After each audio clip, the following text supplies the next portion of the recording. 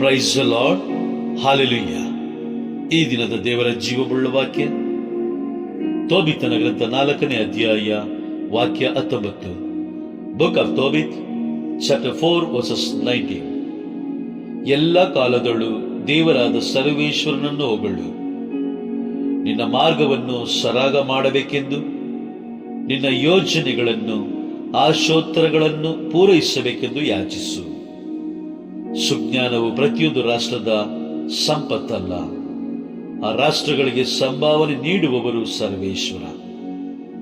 ತಮ್ಮ ಚಿತ್ತಾನುಸಾರ ಅವರು ಮೇಲಕ್ಕೆತ್ತುತ್ತಾರೆ, ಇಲ್ಲವೇ ಪಾತಾಳದ ಅಂತರಾಳಕ್ಕೆ ಕೆಡವಿ ಬಿಡುತ್ತಾರೆ.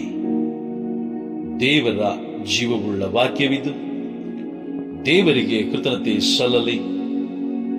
ಆಮೇನ್, ಆಮೇನ್, ಆಮೇನ್.